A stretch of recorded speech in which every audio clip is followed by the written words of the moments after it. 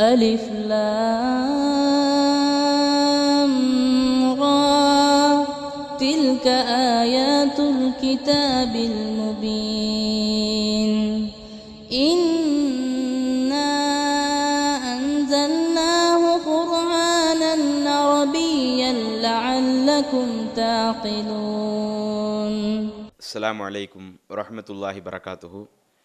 அன்பிற்குரிய அல்லாஹுவின் நல்லடியார்களே, சகோதர சகோதரிகளே, தமிழ்நாடு தௌஹீது ஜமாத் சார்பாக மக்கள் அவ்வப்போது தெரிந்து கொள்ள வேண்டிய சட்டதிட்டங்களை மக்களுக்கு எடுத்து சொல்லி வருகிறோம்.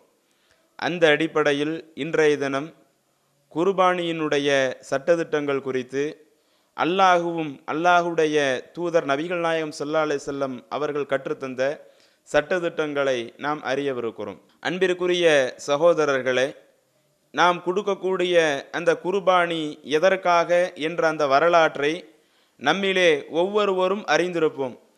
அல்லாஹு தாலா இப்ராஹிம் அலைஹிஸ்ஸலாம் அவர்களுக்கு தள்ளாத வயதில் ஒரு குழந்தையை வழங்கி அந்த குழந்தையின் மூலமே இப்ராஹிம் அலைஹிஸ்ஸலாம் அவர்களை சோதிக்க நாடுகிறான்.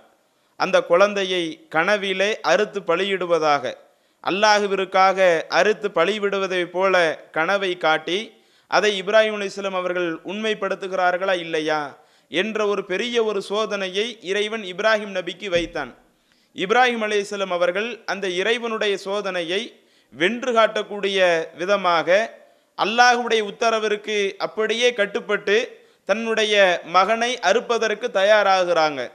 அதில் இப்ராஹிம் அலைஹிஸ்ஸலாமுடைய மகன் இஸ்மாயில் அலைஹிஸ்ஸலாம் அவர்களும் அதற்கு அப்படியே கட்டுப்பட்டு, நான் அறுக்கப்படுவது தான் இறைவனுடைய உத்தரவு என்று சொன்னால் அல்லாஹுடைய உத்தரவிற்கு நான் கட்டுப்படுகிறேன் என்று மகனும் தயாராகிடுறாங்க. தந்தை இப்ராஹிம் அலைஹிஸ்ஸலாம் அவர்களும் தயாராகிடுறாங்க.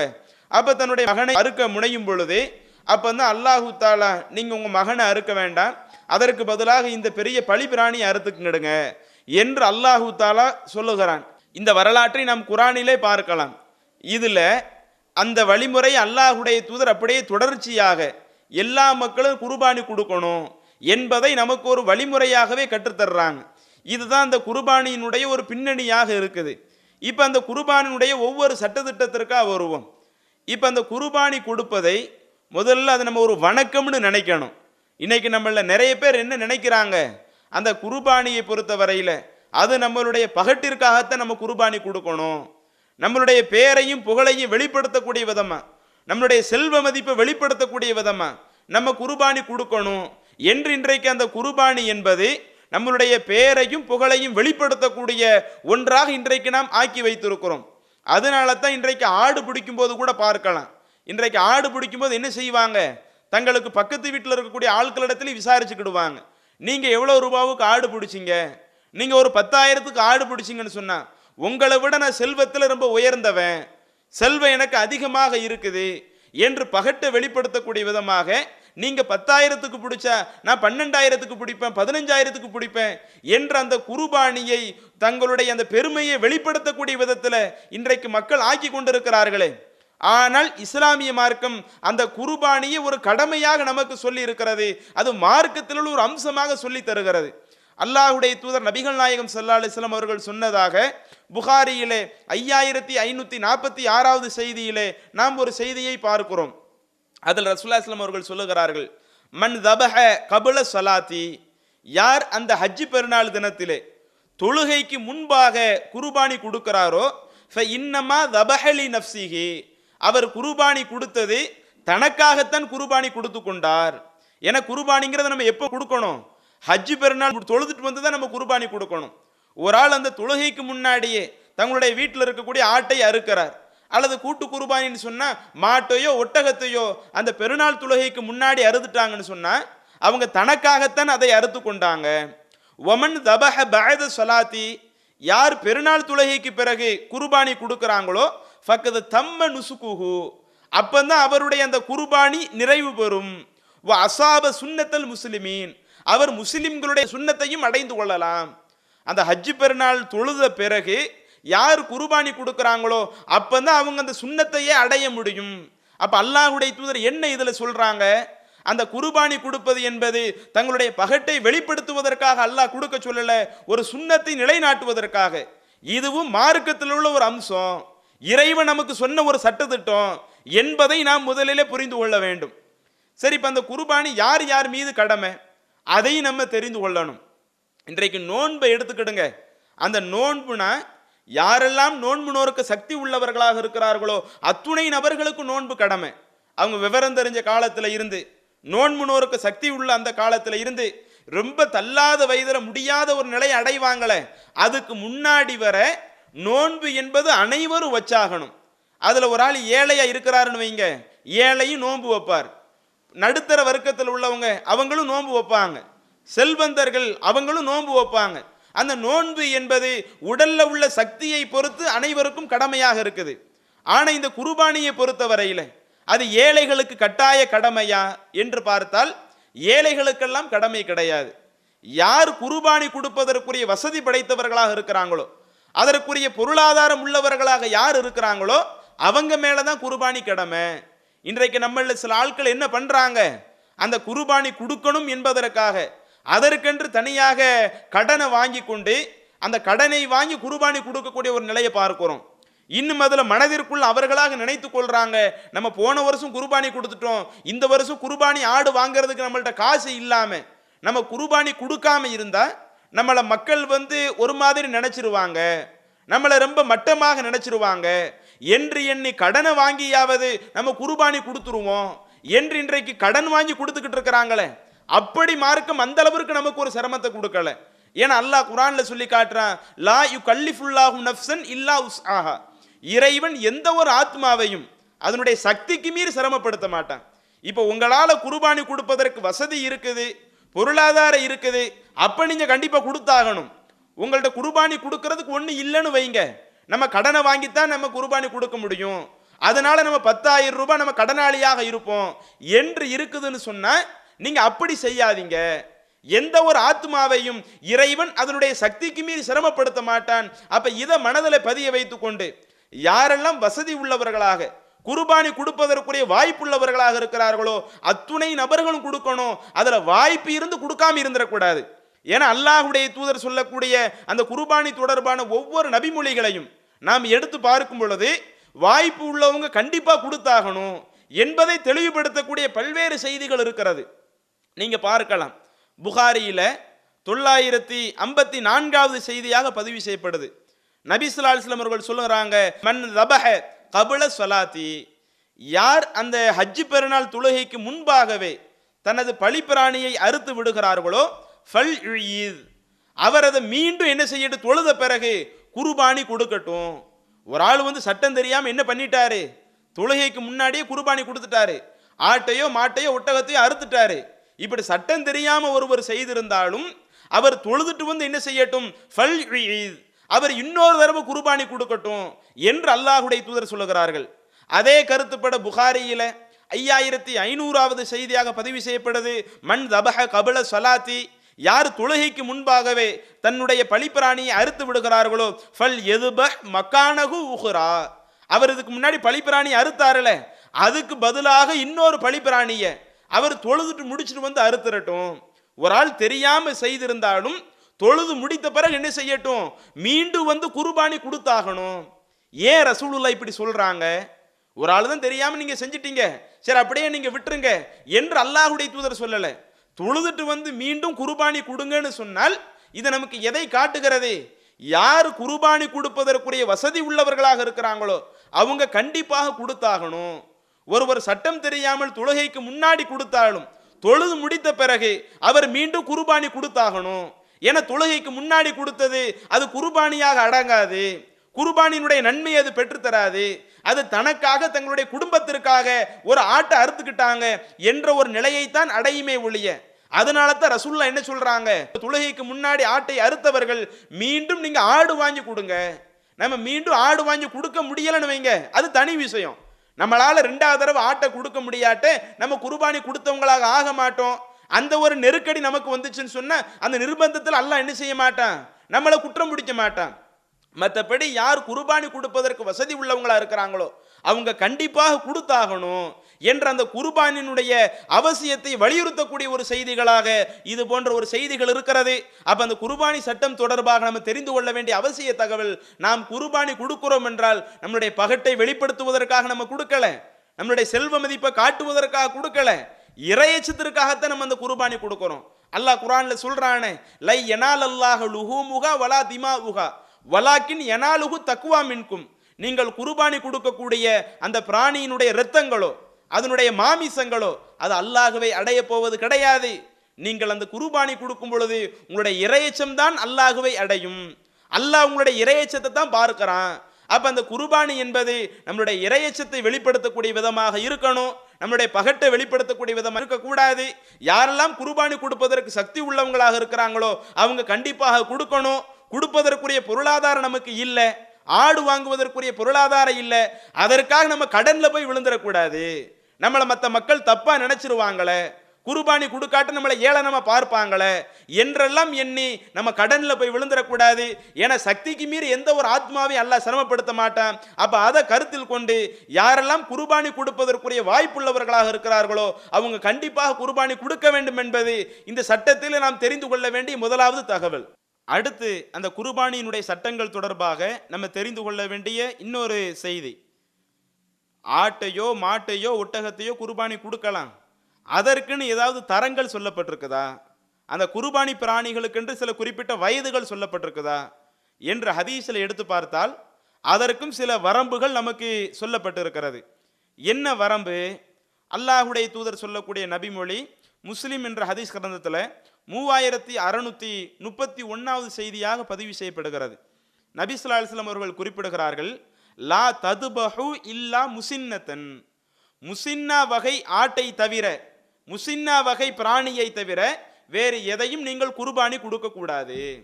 இப்ப நம்ம குர்பானி கொடுக்கணும்னு வைங்க, குர்பானி எதை கொடுக்கணுமா? முசின்னா என்ற வகையில் உள்ளதை தான் கொடுக்கணுமா? முசின்னானா என்னது? இன்றைக்கு பொதுவாக மனுஷங்களை எடுத்துக்கிடுங்களேன், பொதுவாக குழந்தைங்களுக்கு பிறந்த பிறகு பல்லு முளையும், முளையக்கூடிய பல்லு சில குறிப்பிட்ட வயதில் ஒருக்கா விழுந்துடும், விழுந்துட்டு மீண்டும் முளைக்கும். இதே மாதிரி ஆடா இருந்தாலும் சரி, மாடு ஒட்டகமாக இருந்தாலும் சரி, அதற்கு பல்லு முளைத்து அந்த முளைத்த பல்லு ஒரு தடவை தானா விழுந்து விட்டு மீண்டும் முளைக்குதுன்னு வைங்க, அந்த பருவத்தை முசின்னா பருவம்னு சொல்லுவாங்க. முசின்னா பருவம்னா என்ன? ஆரம்பத்தில் வந்த அந்த பல்லு ஒரு தடவை விழுந்து விட்டு அடுத்து முளைக்கக்கூடிய அந்த பருவம் முசின்னா பருவம். நபி ஸல்லல்லாஹு அலைஹி வஸல்லம் என்ன சொல்றாங்க? லா ததுபஹு இல்லா முசின்னத்தன், முசின்னா பருவத்தில் உள்ள அந்த பிராணியை தவிர மற்ற பிராணிகளை நீங்கள் குர்பானி கொடுக்காதீங்க, அறுக்காதீங்க என்று அல்லாஹ்வுடைய தூதர் சொல்லிவிட்டு முசின்னா தான் கொடுக்கணும்.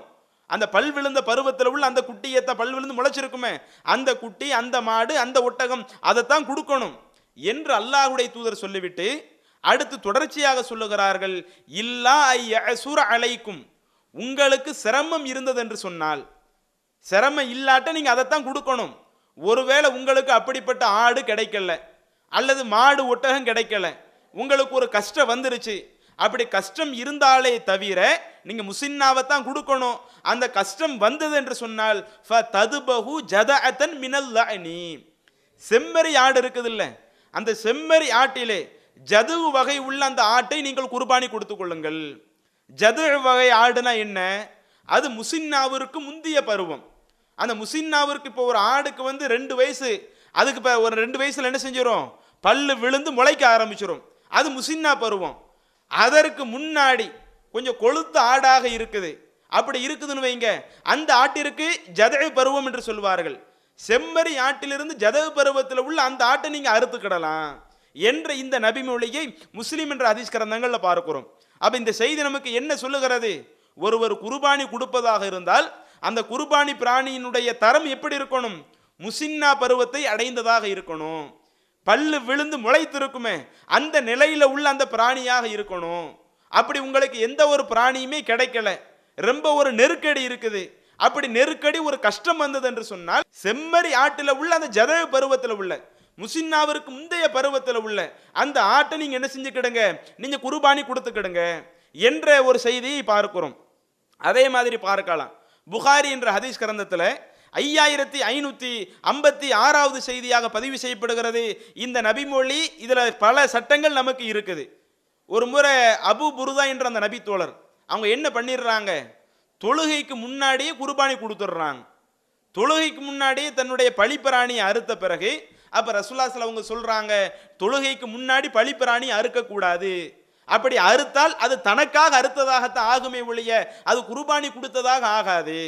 குர்பானி என்பது பெருநாள் தொழுகைக்கு பிறகுதான் என்று அல்லாஹ்வுடைய தூதர் சொல்லும் பொழுது அப்பதான் இந்த நபி தோழர் ரசூலுல்லாஹி ஸல்லல்லாஹு அவங்கள்ட்ட வர்றாங்க.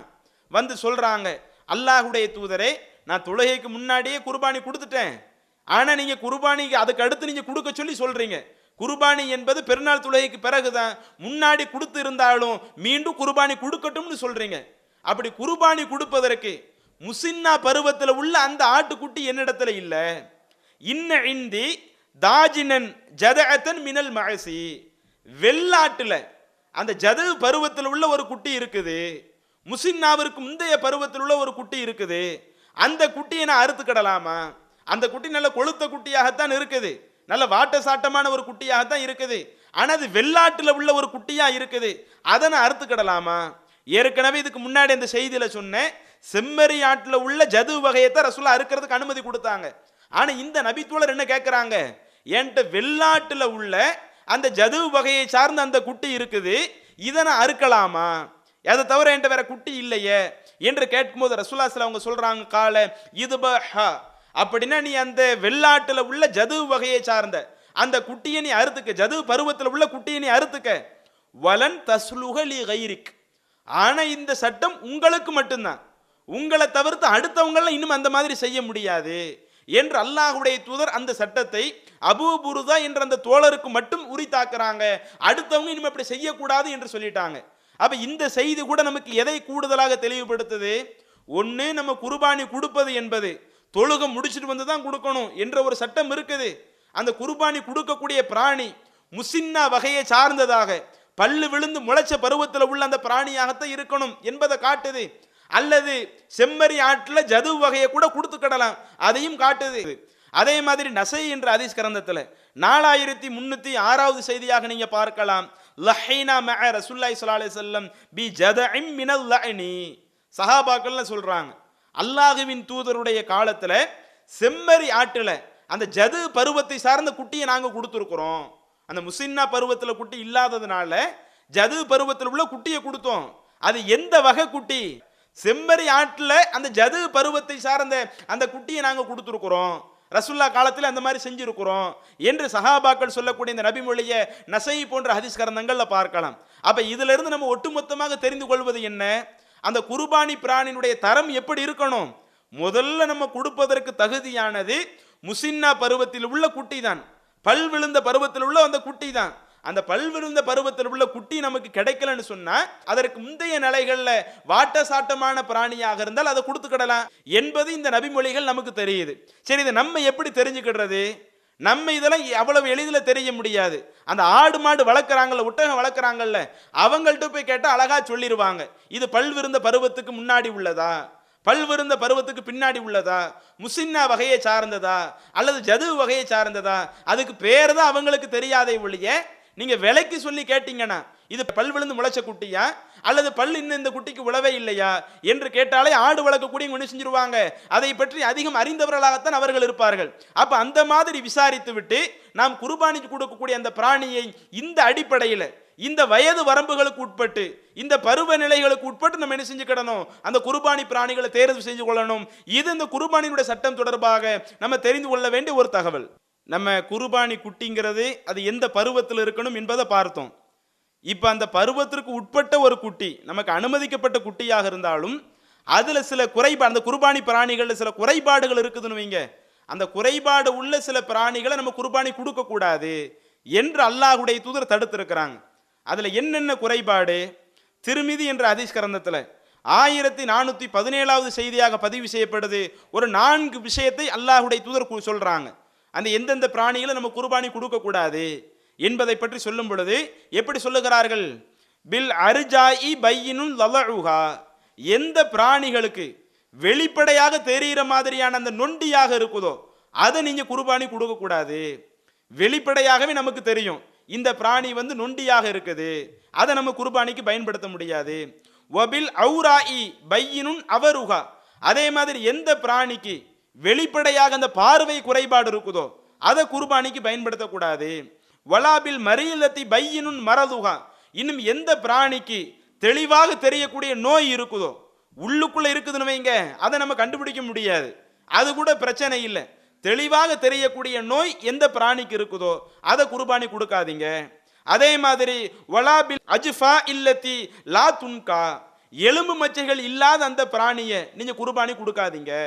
4 விஷயத்தை அல்லாஹ்வுடைய தூதர் சொல்லுகிறார்கள். தெளிவாக நுண்டியாக இருக்குதா, தெளிவாக பார்வை குறைபாடு இருக்குதா, தெளிவான நோய் உள்ளதாக இருக்குதா, அல்லது ரொம்ப மெலிஞ்சு போய் எலும்பு மச்சை இல்லாத அளவிற்கு நம்ம மெலிஞ்சு போன ஒரு குட்டியாக இருக்குதா, இது போன்ற அந்த பிராணிகளை நீங்க என்ன செய்யாதீங்க, குர்பானி கொடுக்காதீங்க.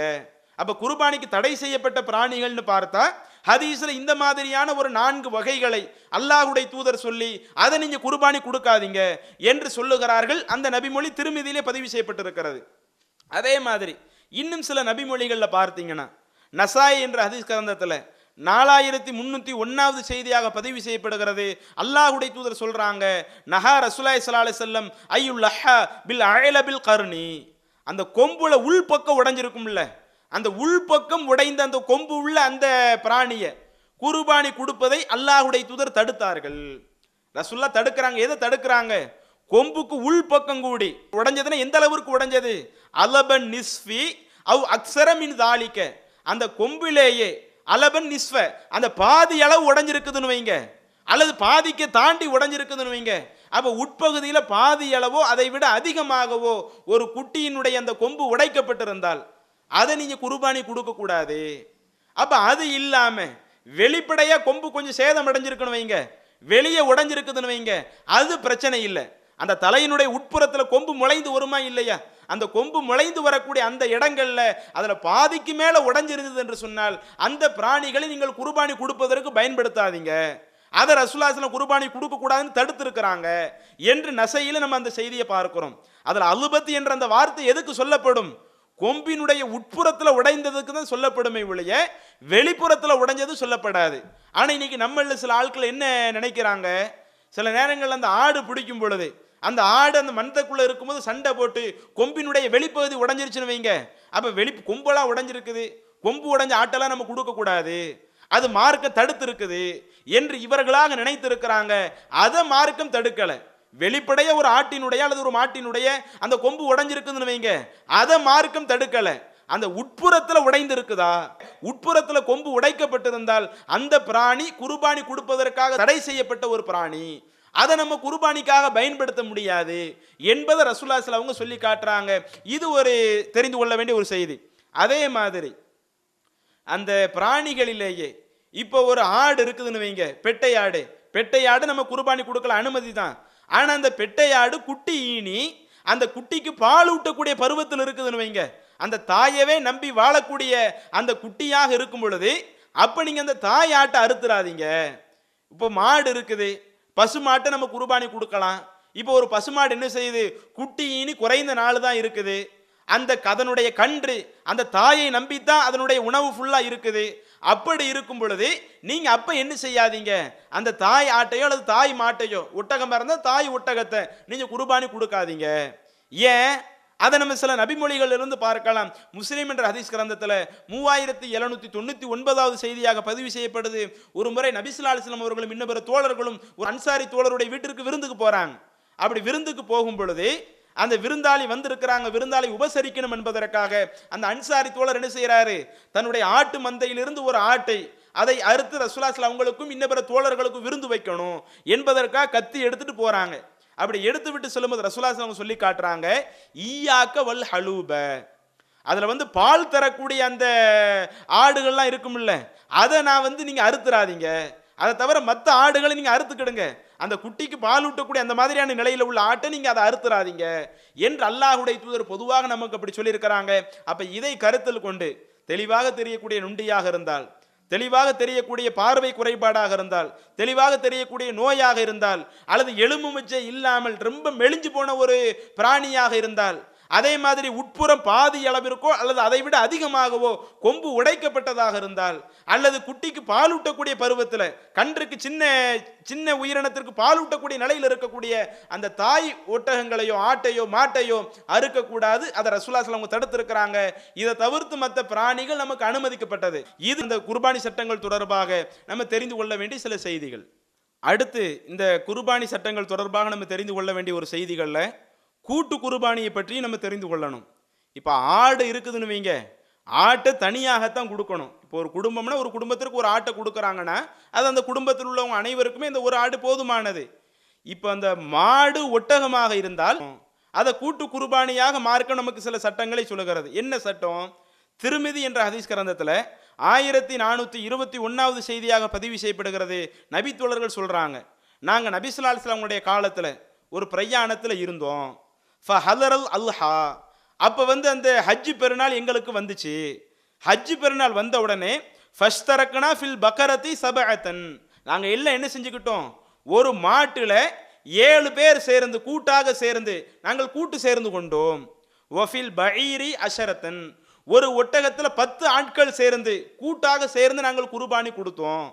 நாங்கள் பயணத்தில் போகும் பொழுது பெருநாள் வந்துச்சு, மாட்டில் 7 பேர் சேர்ந்து நாங்கள் என்ன செஞ்சோம், குர்பானி கொடுத்தோம். ஒட்டகத்தில் 10 பேர் சேர்ந்து குர்பானி கொடுத்தோம் என்று இந்த நபிமொழி திருமிதி என்ற ஹதீஸ் கிரந்தங்களில் பார்க்கிறோம். அப்போ இந்த செய்தி நமக்கு என்ன காட்டுது? குர்பானி என்பது உள்ளூரில் இருந்தால் தான் கொடுக்கணும் என்று இல்லை. வெளியூருக்கு போகும் பொழுது இப்போ ஒரு 10 நாள் 15 நாள் போய்கிட்டு இருக்கிறோம், திடீர்னு அதில் அந்த துல்ஹஜ் பிறை 10 வருது, குர்பானியினுடைய நாட்கள் வருது, ஹஜ் பெருநாள் வருது, நம்ம வெளியூரில் கூட என்ன செஞ்சுக்கிடலாம், குர்பானி கொடுத்துக்கிடலாம். இதில் கூடுதலாக தெரிந்து கொள்ள வேண்டிய இன்னொரு சட்டம், மாடாக இருந்தால் அந்த மாட்டில் 7 பேர் சேர்ந்து குர்பானி நாங்கள் கொடுத்தோம், ஒட்டகத்தில் 10 பேர் சேர்ந்து கொடுத்தோம் என்று சொல்லுகிறார்கள். அதே மாதிரி இன்னொரு நபிமொழியில் ஒட்டகத்திற்கும் 7 பேர் சேர்ந்து குர்பானி கொடுத்ததாக இன்னொரு ஆதாரபூர்வமான நபிமொழியும் இருக்கிறது. அபூதாவூத் என்ற ஹதீஸ் கிரந்தத்தை 2425வது செய்தியாக பதிவு செய்யப்படுகிறது. நஹர்னா மஅ ரசூலுல்லாஹி ஸல்லல்லாஹு அலைஹி வஸல்லம் பில் ஹுதைபிய்யத்தி, ஹுதைபியாவில் நாங்கள் ரசூலுல்லாஹி ஸல்லல்லாஹு அவங்களோடு என்ன செஞ்சோம், குர்பானி கொடுத்தோம். அல் பதனத அன் சபஅத்தின், ஒட்டகத்தில் 7 பேர் சேர்ந்து நாங்கள் குர்பானி கொடுத்தோம். வல் பக்கரத்த அன் சபஅத்தின், அதே மாதிரி மாட்டில் 7 பேர் சேர்ந்து குர்பானி கொடுத்தோம். அப்போ ஒட்டகத்திற்கும் 7 பேர் சேர்ந்து குர்பானி கொடுப்பதற்கும் இந்த நபிமொழி காட்டுகிறது. அப்போ இந்த 2 நபிமொழிகளும் இணைத்து வழங்குவதாக இருந்தால், இப்போ அந்த கூட்டு குர்பானி என்பது மாடாக இருந்தால் 7 பங்குகள் சேர்ந்திருக்கணும், ஒட்டகமாக இருந்தால் 7 அல்லது 10 பங்குகள் சேர்ந்து நாம் என்ன செய்யலாம், அது போன்ற கூட்டு குர்பானிகள் கொடுத்து கொள்ளலாம். அப்போ இது நம்ம தெரிந்து கொள்ள வேண்டிய ஒரு செய்தி. இதில் சில ஆட்கள் இன்னைக்கு என்ன நினைக்கிறாங்கன்னா, அது எப்படி நம்ம கூட்டு குர்பானியில் போய் சேர்றது, 7 பேர் சேர்ந்து குர்பானி கொடுத்தா அது குர்பானியினுடைய சட்டத்தில் அடங்குமா? இப்போ ஒரு ஆட்டை அறுத்து நம்ம குர்பானி கொடுக்குறோம்னு வைங்க, அது நம்ம வீட்டுக்காக நம்ம ஒரு ஆள் தான் அறுக்கிறோம், நம்ம குடும்பத்திற்காக அறுக்கிறோம், அது பிரச்சனை இல்லை. 7 பேர் சேர்ந்து நம்ம எதுக்கு கூட்டாக போய் சேர்ந்துக்கிட்டு? சில நேரங்கள் ஆடு வாங்குவதற்கு காசு இருக்காது, அந்த அளவுக்கு அவங்களுடைய குடும்ப சூழ்நிலை கொஞ்சம் நெருக்கடியாக இருக்கும். ஆனால் மாட்டில் அவங்க பங்கு சேரலாம். ஏன்னா இன்னைக்குள்ள அந்த மார்க்கெட்டு ரேட்டை பார்த்தீங்கன்னா ஒரு ஆட்டுக்கு 10,000 ரூபா 12,000 ரூபா சொல்றாங்கன்னு வைங்க. அப்போ அந்த அளவுக்கு கடனை வாங்கி நம்ம இதை செய்ய முடியாது, செய்யக்கூடாது. அப்போ நம்மள்ட்ட 10,000 12,000 இல்லை, ஆனால் ஒரு மாட்டில் பங்கு சேர்ந்து நம்ம கொடுக்க முடிகிறதா இருந்தால் அந்த மாட்டில் பங்கு சேர்ந்து கொடுத்து கொள்ளலாம். இப்படி கூட்டாக சேர்ந்து குர்பானி கொடுப்பதையும் அல்லாஹ்வுடைய தூதர் நமக்கு அனுமதி கொடுத்திருக்கிறாங்க. மாட்டிலே 7 நபர்கள், ஒட்டகமாக இருந்தால் 7 அல்லது 10 நபர்கள் சேர்ந்து குர்பானி கொடுப்பதற்கு நம்மளுடைய மார்க்கம் சொல்லுகிறது. இதையும் நம்ம என்ன செஞ்சுக்கிடணும், அந்த குர்பானுடைய சட்டம் சம்பந்தமாக நாம் அறிந்து கொள்ள வேண்டும். அடுத்து அந்த குர்பானியினுடைய சட்டங்கள் தொடர்பாக தெரிந்து கொள்ள வேண்டிய சில செய்திகள், எந்த நேரத்தில் குர்பானி கொடுக்கணும், எந்தெந்த நாட்களில் கொடுக்கணும், அதையும் நம்ம தெரிந்து வைத்துக் கொள்ளணும்.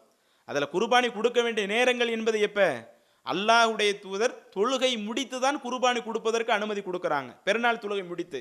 அப்போ பெருநாள் தொழுகை முடித்ததில் இருந்து நம்ம எப்போது வேண்டுமானாலும் முடிச்சு அந்த உடனே நம்ம வீட்டுக்கு வர்றோம், உடனே கூட குர்பானி கொடுத்துக்கிடலாம், அல்லது மதியான நேரத்தை கொடுத்துக்கிடலாம், இரவு நேரங்களில் கொடுத்துக்கிடலாம். அடுத்து ஐயாமு தஷ்ரீக்கு, அதை துல்ஹஜ் பிறை 11, 12, 13க்கு ஐயாமு தஷ்ரீக் என்று சொல்லுவார்கள். அந்த ஐயாமு தஷ்ரீக்குடைய நாட்களிலேயும் என்ன செய்து கொள்ளலாம், குர்பானி கொடுத்துக்கொள்ளலாம்.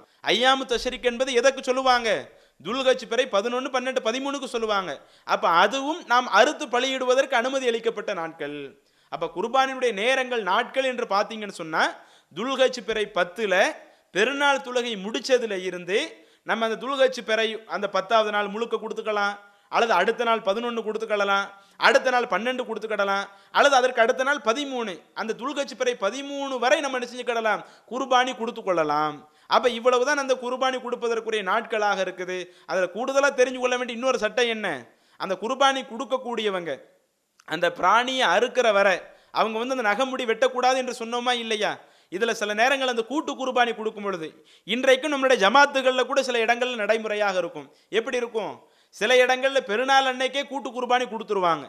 சில இடங்கள்ல என்ன பண்ணுவாங்கன்னா, பெருநாள் அன்னைக்கு குர்பானி கொடுக்காம அடுத்த நாள் என்ன செஞ்சிருவாங்க, குர்பானி கொடுப்பாங்க. இப்படி அடுத்த நாள் குர்பானி கொடுக்குறாங்கன்னு வைங்க, நீங்க தொழுதுட்டு வந்த உடனே முடிய வெட்டிட முடியாது, தொழுதுட்டு வந்த உடனே நகத்தை வெட்டிட முடியாது. எப்ப நம்மளுடைய அந்த பழி பிராணி அறுக்கப்படுகிறதோ, கூட்டாக சேர்ந்து கொடுக்கும் பொழுது நாம் எந்த மாட்டிற்கு பங்கு சேரும், அந்த பழிப்பிராணி எப்ப அறுக்கப்படுதோ அந்த மாடு குர்பானி கொடுக்கப்பட்ட பிறகுதான் நம்ம என்ன செய்ய முடியும், நம்ம அந்த முடி நகங்களை வெட்ட முடியும். இன்னும் சில இடங்கள் என்ன செய்வாங்க, இப்போ ஒரு 100 பங்கு 100 மாடு மொத்தம் அறுக்கிறாங்கன்னு வைங்க, ஒரே நாளில் 100 மாட்டை அறுத்து அந்த வேலைகள்லாம் செய்ய முடியாது. இன்னும் மார்க்கமும் துல்கச்சு பிற 10 தொழுதுல இருந்து 11, 12, 13 இந்த நாள் வரை நமக்கு குர்பானி கொடுக்கறதுக்கு அனுமதி அளிக்கப்பட்டிருக்கிறதுனால சில நேரங்கள் என்ன பண்ணுவாங்க, பெருநாள் அன்னைக்கு ஒரு 10, 15 மாட்டை அறுப்பாங்க, அதுக்கு அடுத்த நாள் சில மாடுகள் அறுப்பாங்க, அதற்கு அடுத்து சில மாடுகள் அறுப்பாங்க.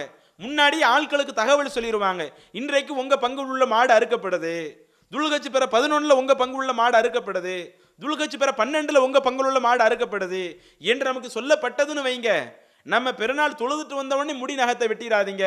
அப்ப அதை கொஞ்சம் கூடுதலாக கவனம் எடுத்துக்கிடுங்க.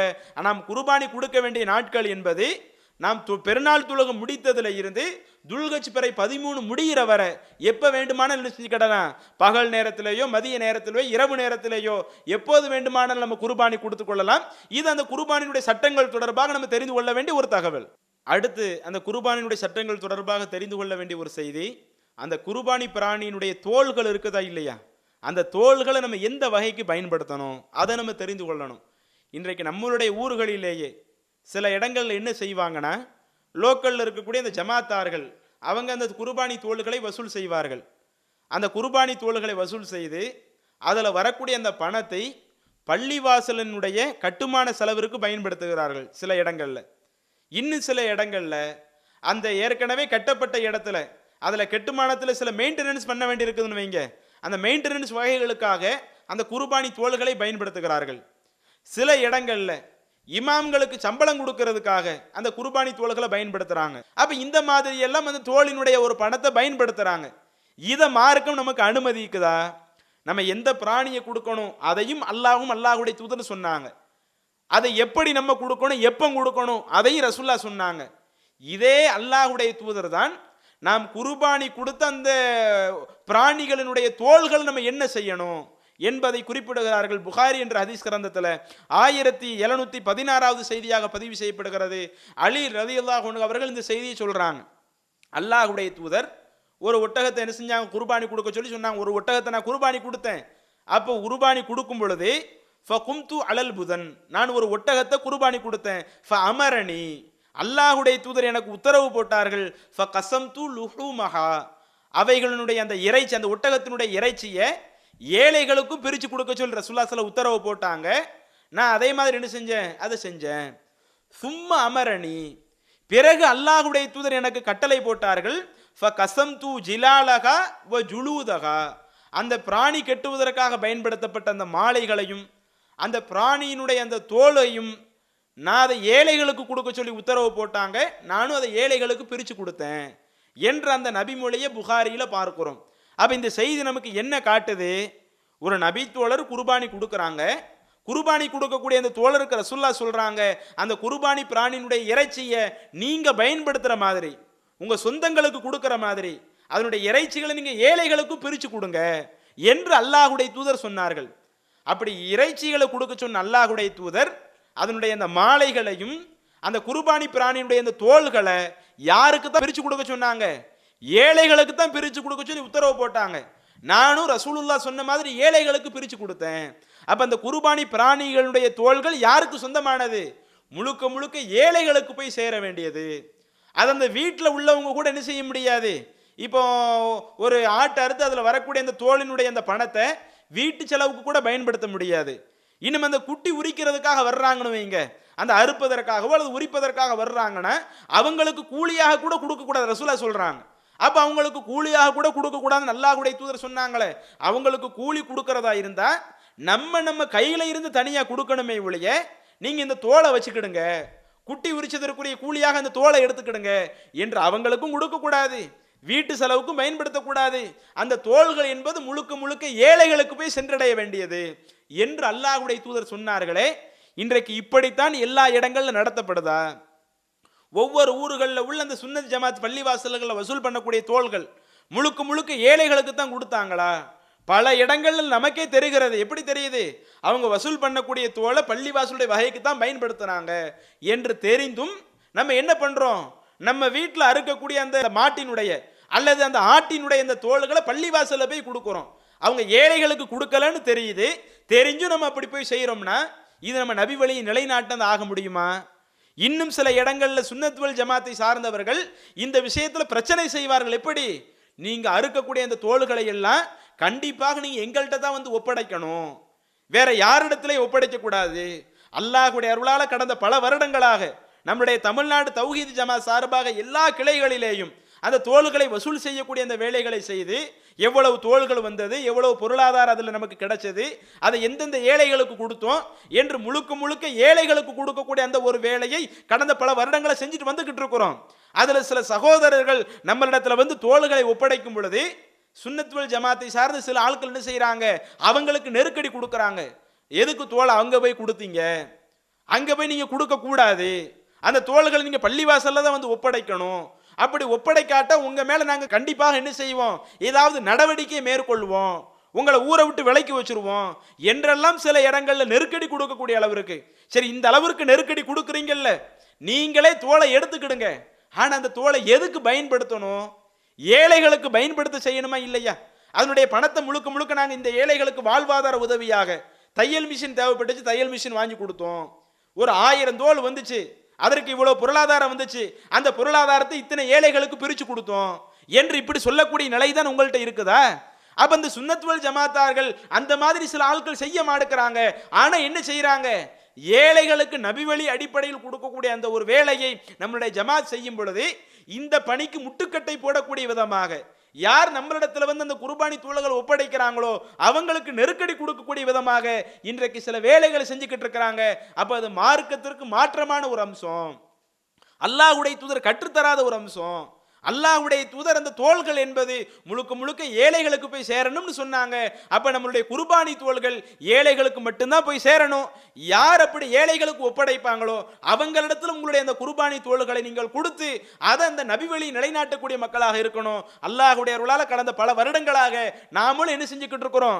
அந்த பணியை தொடர்ச்சியாக செய்து கொண்டிருக்கிறோம் என்ற ஒரு தகவலை சொல்லிக் கொள்கிறோம். அப்ப இது அந்த தோள்கள் சம்பந்தமாக நம்ம தெரிந்து கொள்ள வேண்டிய அந்த குர்பானுடைய சட்டங்கள்ல இதுவும் ஒண்ணு. அப்ப நம்மளுடைய முழு குர்பானியினுடைய இந்த வணக்கம் இறைவனால் ஏற்றுக்கொள்ளப்பட வேண்டும், அதனுடைய நன்மைகள் முழுமையாக நமக்கு கிடைக்கணும்னு சொன்னா அல்லாஹும் அல்லாஹ்வுடைய தூதரும் அந்த குர்பானியுடைய சட்டத்திட்டங்கள்ல என்ன சொன்னாங்களோ அதை மட்டும்தான் நம்ம கேட்டு நடக்கணும். நம்ம காலங்காலமா நம்ம ஊர்ல என்ன வழக்கம் இருக்குதோ அல்லது நம்முடைய முன்னோர்கள் நமக்கு என்ன சொல்லி தந்துட்டு போனாங்களோ அது போன்ற காரியங்களை நம்ம பிதஅத்தான காரியங்களை அந்த குர்பானியோடு நம்ம இணைச்சிடக்கூடாது. அப்படி இணைத்தோம் என்று சொன்னால் மறுமை நாளில் நம்ம நஷ்டவாளியாக இருப்போம் என்ற இந்த தகவலையும் இறுதியாக நாம் கூடுதலாக தெரிந்து கொள்ள வேண்டிய ஒரு தகவலாக இருக்கிறது. அன்பிற்குரிய சகோதரர்களே, நாம் என்னென்ன தகவலை கேட்டோமோ கேட்ட தகவலை அப்படியே நடைமுறைப்படுத்தி மார்க்கம் சொன்ன அடிப்படையில் குர்பானி கொடுக்கக்கூடிய மக்களாக, அதன் மூலம் இறைவனிடத்தில் நன்மையை பெறக்கூடிய மக்களாக நாம் மாற வேண்டும். இறைவன் இந்த வாய்ப்பை நம் அனைவருக்கும் தருவானா என கூறி நிறைவு செய்கிறேன். அஸ்ஸலாமு அலைக்கும் வரஹ்மத்துல்லாஹி வபரகாத்துஹு.